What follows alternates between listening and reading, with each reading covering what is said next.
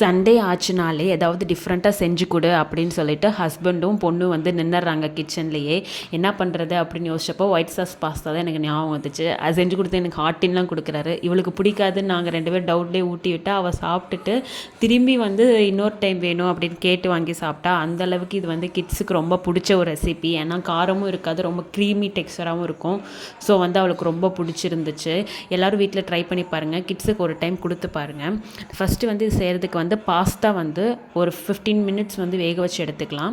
Second வந்து ஒரு pan வச்சுட்டு ஆயில் ஊற்றி கார்லிக் வந்து ரொம்ப பொடிசாக சாப் பண்ணது கார்லிக் போட்டுட்டு, அப்புறம் ஆனியனும் கொஞ்சம் பொடிசாக கட் பண்ணி போட்டுக்கோங்க. அதுக்கப்புறம் என்கிட்ட கேரட் வெஜிடபிள் இருந்தது, நான் கேரட் தான் ஆட் பண்ணேன். ஸ்வீட் கார்னு அதுக்கப்புறம் கேப்சிகம் அது இருந்தாலும் நீங்கள் ஆட் பண்ணிக்கலாம்.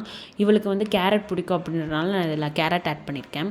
கேரட் ஆட் பண்ணிவிட்டு அந்த ஆயிலே நல்லா ஃப்ரை பண்ணி அது ஒரு பக்கம் எடுத்து வச்சுக்கோங்க. அதுக்கப்புறம் இன்னொரு பேனில் வந்து பட்டர் தான் இதுக்கு போடணும், ஆயில் ஊற்றக்கூடாது. பட்டர் போட்டுட்டு 2 ஸ்பூன் வந்து மைதா ஆட் பண்ணியிருக்கேன். 2 ஸ்பூன் மைதா ஆட் பண்ணிவிட்டு நல்லா கெட்டி இல்லாமல் வந்து அதை நல்லா கலரிக்கிக்கோங்க. கெட்டி வந்து சீக்கிரமாக சேர்ந்துடும். ஸோ வந்து நம்ம சிம்மில் வச்சு தான் இதை பண்ணுற மாதிரி இருக்கும்.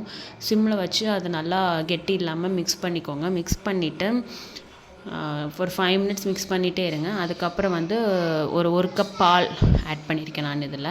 அந்த பால் ஆட் பண்ணோடனே கொஞ்சம் திக்காக ஆரம்பிச்சிடும். ஸோ வந்து நம்ம சிம்மில் வச்சுட்டே ஒரு 5 மினிட்ஸ் அதை கலக்கி விட்டுட்டே இருக்கணும். அது ரெடி ஆனதுக்கப்புறம் கொஞ்சம் கொதிச்சதுக்கப்புறம் அதில் வந்து கொஞ்சம் திக்காக ஆரம்பிச்சிடும். ரொம்பவே ஒரு க்ரீமி கன்சிஸ்டன்சி அதில் வந்துடும்.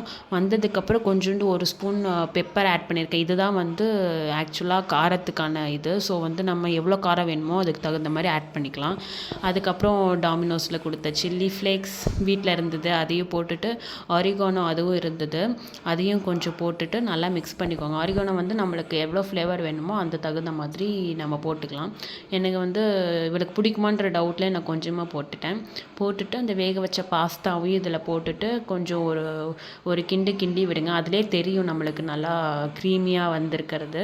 அதுக்கப்புறம் ஃபைனலாக அந்த காய்கறியும் உள்ளே போட்டுட்டு நம்ம வதக்கி வச்ச காய்கறி எல்லாத்தையுமே வந்து இதில் உள்ளே போட்டுட்டு ஒரு கலரி விட்டுருங்க. அதுக்கப்புறம் வந்து ஃபைனலாக சீஸ் ஒரு 2 க்யூப் சீஸ் வந்து நான் இதில் போட்டிருக்கேன். போட்டுட்டு ஃபினிஷ் பண்ணிட வேண்டியது அந்த டிஷ்ஷை. ட்ரை பண்ணி பாருங்கள், கண்டிப்பாக கிட்ஸ்க்கு பிடிக்கும்.